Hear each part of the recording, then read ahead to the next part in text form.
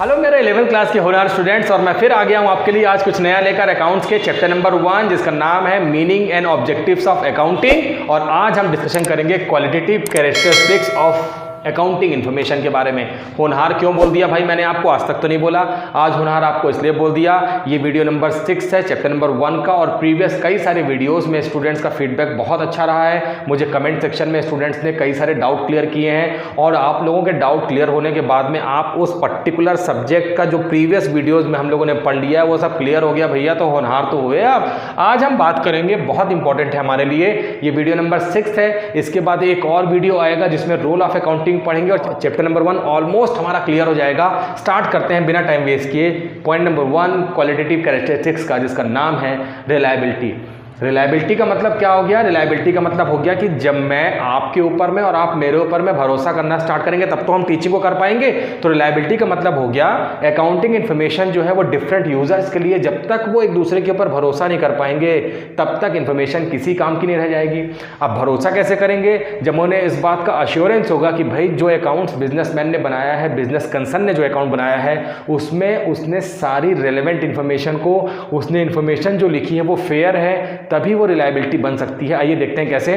तो लिखा हुआ है accounting information must be fair from any undue errors and bias. Bias का क्या मतलब होता है?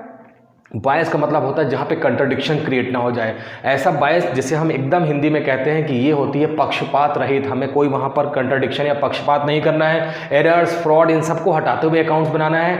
और अकाउंट्स की रिलायबिलिटी चेक करने के लिए भी हमारे पास में डॉक्यूमेंट होना चाहिए। Must be verified from source documents such as cash memo, purchase और sales invoice, correspondence, property deed etcetera. ये मार्कर मैंने बिजनेस के लिए परचेज किया है मार्केट से। अब ये मार्कर मेरे बिजनेस में आया, मतलब मैंने कहा था marker, pen, pencil, rubber cutter जो है वो मेरे बिजनेस के लिए स्टेशनरी आइटम में कवर हो जाएगा, जिसे हम क्लासिफिकेशन ऑफ एसेट्स कहते थे। लेजर बनाते थे और इन सारे आइटम को, इसको अलग अलग नाम से ना लिख के हम इसका नाम लिखते थे स्टेशनरी। अब क्योंकि बुक्स ऑफ अकाउंट में मार्कर दिख रहा है और वहाँ पर बुक्स ऑफ अकाउंट में हमने जो अकाउंट्स बनाया है उसमें दिख रहा है कि इस फलाने डेट को, फला डेट को हमने ये मार्कर परचेज किया है। अब अगर इस बात को हमें चेक करना है कि मार्कर हमने परचेज किया, इसका प्रूफ क्या है? इसका प्रूफ ये था कि जब हमने मार्केट से इस मार्कर को परचेज किया था तो हमने मार्कर को परचेज करने के साथ में शॉपकीपर से, जहाँ से हमने परचेज किया था वहाँ से हमने इसका बिल भी लिया था, और वही बिल हमारे लिए कहलाता है सोर्स डॉक्यूमेंट। इसका सोर्स डॉक्यूमेंट था और उसके बेसिस पे हमने अपने अकाउंट्स बनाए थे।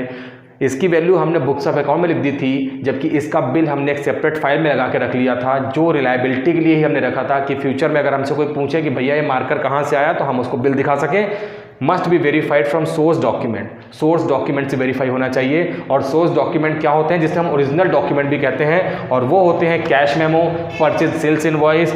अगर हम करस्पॉन्डेंस करते हैं अपने जो इंटरेस्टेड पार्टीज़ हैं, अपने कस्टमर से करते हैं, बैंक से करते हैं, गवर्नमेंट से करते हैं, इन्वेस्टर से करते हैं, तो जो करस्पॉन्डेंस होती है या तो हमने उन्हें ईमेल किया था तो हमारे पास कंप्यूटर में होगा, या तो हमने उन्हें चिट्ठी लिखी थी तो उसकी एक हार्ड कॉपी का हमारे पास में रिसीप्ट होना चाहिए। अगर हम कोई प्रॉपर्टी परचेस करते हैं, हम किसी का बिजनेस परचेस करते हैं, हम किसी से लैंड परचेस करते हैं बिजनेस के लिए, तो उसका जो भी प्रॉपर्टी डीड बनती है, जिसे हम कई बार रजिस्ट्री कहते हैं, हमारे पास में और भी लीगल डॉक्यूमेंट होते हैं, ये सारे प्रॉपर्टी डीड या डॉक्यूमेंट जो होते हैं ये बिजनेस के लिए रिलायबल होने चाहिए। ये बिजनेस को एक सपोर्ट प्रोवाइड करते हैं, आपके बिजनेस के लिए सोर्स डॉक्यूमेंट बन जाते हैं। इन डॉक्यूमेंट को देखकर आप बिजनेस के ऊपर पूरा भरोसा कर सकते हैं, क्योंकि वो जिस डेट को परचेस किए गए थे उसी डेट के डॉक्यूमेंट थे, उसी डेट की एंट्री थी। हम दोनों को कोरिलेट कर बिजनेस के ऊपर भरोसा कर सकते हैं। पॉइंट नंबर 1 इतना ही है, समझ गए होंगे होनहार, मैंने आपको पहले बोल दिया है।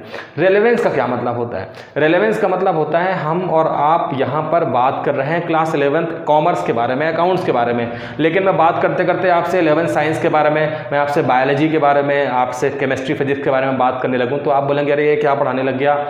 इसका मतलब हो गया, रेलेवेंस का मतलब होता है कट टू कट वहाँ पर बात होनी चाहिए, जिस टॉपिक के ऊपर बात चल रही है उसी के ऊपर बात होनी चाहिए। रेलेवेंस का मतलब हो गया, हम अपने जो अकाउंटिंग इन्फॉर्मेशन है हम उन्हीं वहाँ पर इन्फॉर्मेशन को, उन्हीं ट्रांजेक्शन को रिकॉर्ड करेंगे जो बिजनेस से डायरेक्ट और इनडायरेक्ट रिलेशन रखती हैं। ऐसी कोई भी ट्रांजेक्शन जिसका बिजनेस से कोई रिलेशन नहीं है उन्हें नमस्ते कर लेना है, उन्हें अपने बुक्स ऑफ अकाउंट का पार्ट नहीं बनाना है। Unnecessary and irrelevant information must be avoided. उन्हें दूर से ही प्रणाम कर लेना भैया, उनको रिकॉर्डिंग हमें बुक्स ऑफ अकाउंट में नहीं करनी है। इसके अलावा it must be facilitate the users in decision making process. Decision making कब हो पाएगा? डिसीजन मेकिंग हो पाएगा जब हमने रेलेवेंट इन्फॉर्मेशन को बुक्स ऑफ अकाउंट का यूज पार्ट बनाया होगा, उसके बेसिस पे हमने वहाँ पे इन्फॉर्मेशन निकाली होगी। अब इन्फॉर्मेशन एकदम रेलेवेंट है, रिलायबल है, हमारे पास में डॉक्यूमेंट है, और ऐसी इन्फॉर्मेशन को यूज़ करके हम फ्यूचर के लिए नया प्लान, नया प्रोजेक्ट के लिए डेटा तैयार कर सकते हैं, प्लानिंग कर सकते हैं, और ये सब पॉसिबल हो पाएगा जब इन्फॉर्मेशन रेलेवेंट होगी, डायरेक्टली रिलेटेड टू बिजनेस होगी। पॉइंट नंबर 3 लिखा है, on the basis of past evaluation corrective measures can be taken on and future events can be predicted।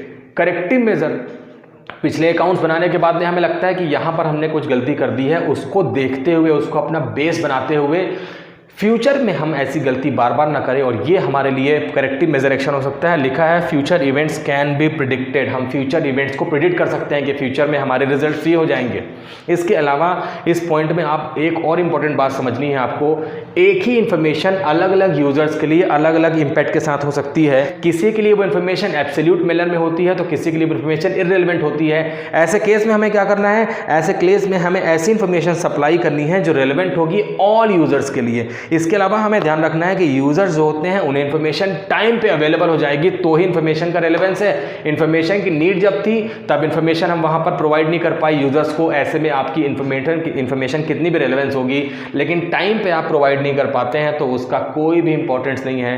तो ये सारी बातें ध्यान रखनी है, और ऐसे में हम रेलेवेंस सेट कर सकते हैं अपनी अकाउंटिंग इन्फॉर्मेशन के बारे में। Point number 3, comparability, comparison possible करना है।